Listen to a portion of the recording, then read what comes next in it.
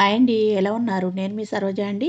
ఈరోజు మన రెసిపీ వచ్చేసి ఒకటి మంచి బ్రేక్‌ఫాస్ట్ రెసిపీ అండి. మనకు ఏం పిండిని నానబెట్టినప్పుడు ఉదయాన్నే ఏ హడావిడి లేకుండా 10 నిమిషాలలో చేసుకునే బ్రేక్‌ఫాస్ట్ సూపర్ ఉంటదండి. బన్ను దోస. మనకు ఎట్లా సేమ్ బన్ను లాగానే ఉంటదండి. అంత సూపర్‌గా ఉంటది. పిల్లలు గాని, పెద్దలు గాని ఎవ్వరైనా ఇష్టంగా తింటారు. అంత బాగుంటది. మనకు జ్యూసీగా బన్ను వారమే ఉంటదండి బన్ను దోస. చూడండి, మనకు చూస్తేనే అర్థమవుతుంది కదా ఎట్లుందో. సూపర్ టేస్ట్‌తో చాలా బాగుంటుందండి. ఇలా ఓసారి మీరు ట్రై చేయండి. సూపర్ ఉంటుంది. పిల్లలైతే ఎక్కువ ఇష్టపడతారు. అంత బాగుంటుంది. ఇది ఎలా చేసిందన్నది వీడియోలోకి వెళ్ళి స్కిప్ చేయకుండా చివరిదాకా చూడండి. మన ఛానల్ ఫస్ట్ టైం చూసే వాళ్ళైతే పక్కకున్న బెల్ ఐకాన్ క్లిక్ చేయండి. నేను పెట్టే ప్రతి వీడియో మీ ఫోన్కు నోటిఫికేషన్ రూపంగా వస్తుంది. వెంటనే చూసేయచ్చు.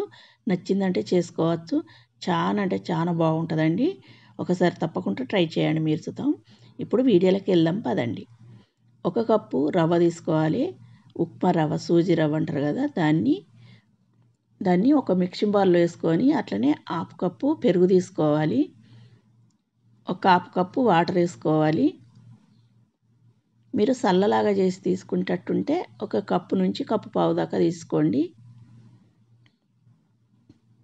ఇప్పుడు అదంతా కలుపుకోవాలి. చూడండి, మనం పెరుగును వాటర్ వేసినాం కదా, అంత ఒకసారి కలుపుకొని దాన్ని మనం మిక్సీ జార్లో వేసుకుందాము. మనకి ఇది పక్కకు ఉంచడం అవసరం లేదు. నానుడు పెరుగు కలుపుకున్నదంటే మిక్సీ జార్లో వేసుకోవాలి. అంత వేసుకున్నాక కొన్ని వాటర్ వేసుకోండి, ఒక 2 స్పూన్ల దాకా. చూడండి, నేను అన్నీ తీసుకున్నా, అన్నీ పట్టాయి. కొన్ని వేసుకొని పక్కకు పెట్టేసుకోండి. ఇప్పుడు మనం దాన్ని మిక్సీ పట్టుకోవాలి. చూడండి, ఎంత మెత్తగా వీలైతే అంత మెత్తగా పట్టుకోండి. ఇప్పుడు దాన్ని మిక్సింగ్ బౌల్లో వేసుకోవాలి. ఇప్పుడు అందులో కొన్ని 2 స్పూన్ల దాకా వాటర్ వేసి మనం వేసుకోవాలి. మిక్సీ గిన్నెలో వేసుకున్నాక అంత ఒక్కసారి కలుపుకోవాలి. కలుపుకున్నాక తగినంత సాల్ట్ వేసుకోండి. ఒక పావు స్పూన్ బేకింగ్ సోడా వేసుకోండి, వంట సోడా. కొన్ని వాటర్ వేసి ఇప్పుడు అదంతా కలుపుకోవాలి.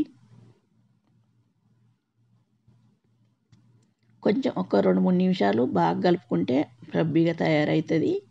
అట్లా వచ్చేదాకా కలుపుకొని ఇప్పుడు దాన్ని పక్కకు పెట్టేసేయండి. ఇప్పుడు స్టవ్ అంటు పెట్టి మనం ఒక చిన్న కడాయి పెట్టుకొని దాంట్లో 1 స్పూన్ దాకా ఆయిల్ వేసుకోవాలి. ఆవాలు, జీలకర్ర, పప్పులు 1 స్పూన్ వేసుకోండి అన్నీ కలిపి. అట్లనే ఒక చిన్న కరివేపాకు రెమ్మ వేసుకోండి. ఇప్పుడు నేను ఇక్కడ కాప్సికమ్, మనం పచ్చిమిర్చి 2 వేసుకున్న, చిన్న కట్ చేసి వేసుకోండి.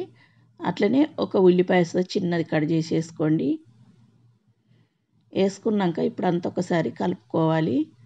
కలుపుకున్నాక ఇప్పుడు క్యారెట్ వేసుకోండి. క్యారెట్ చిన్నగా ముక్కల్లా కట్ చేసుకోండి. క్యారెట్ మీడియం సైజ్ అయితే ఒకటి తీసుకోండి, పెద్దదైతే సగం వేసుకోండి. ఇప్పుడు ఒక చిటికెడంతా పసుపు వేసుకొని అంత ఒకసారి కలుపుకున్నాక కొన్ని స్వీట్ కార్న్ వేసుకోవాలి.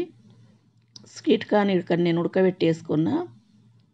అట్లనే కొన్ని బఠానీ వేసుకోండి, గ్రీన్ పీసు. అవి వేసుకున్నాక మనం అంత ఒకసారి కలుపుకోవాలి. ఇప్పుడు ఆలు పెద్దదైంది ఉంటే ఒకటి తీసుకోండి, చిన్నవి అయితే 2 ఉడకబెట్టుకొని అట్లా కొంచెం మ్యాష్ చేసినట్టు అని వేసుకోండి.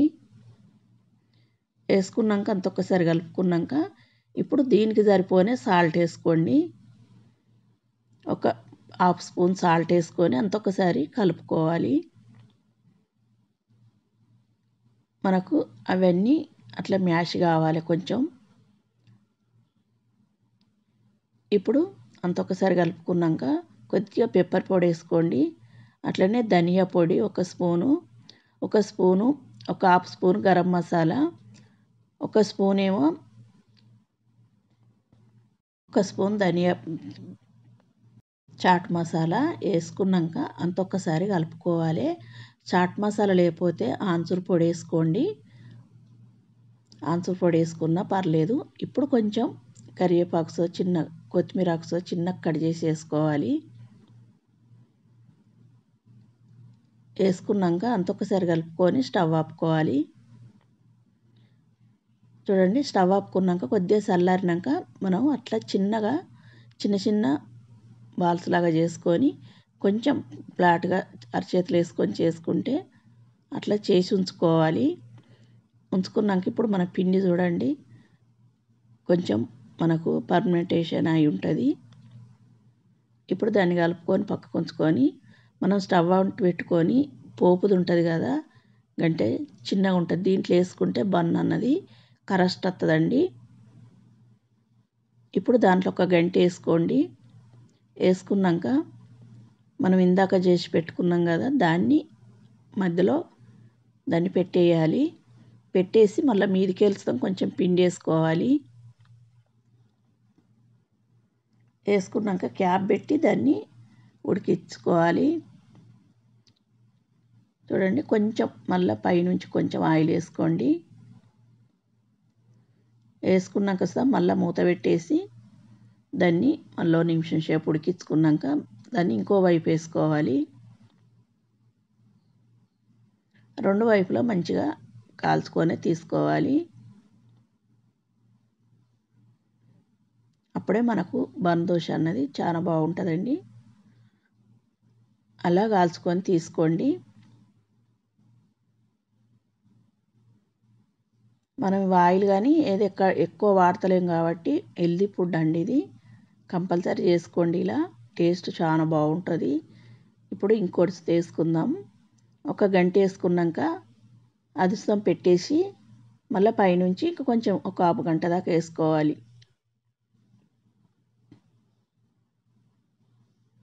వేసుకొని క్యాప్ పెట్టేసి దాన్ని ఉడికించుకోవాలి. మనకి ఇది తొందరనే తయారవుతుంది, ఎక్కువ టైం తీసుకోదు. చూడండి, అట్లా మనకు అది ఉడికినాక ఇంకో వైపు వేసుకోవాలి.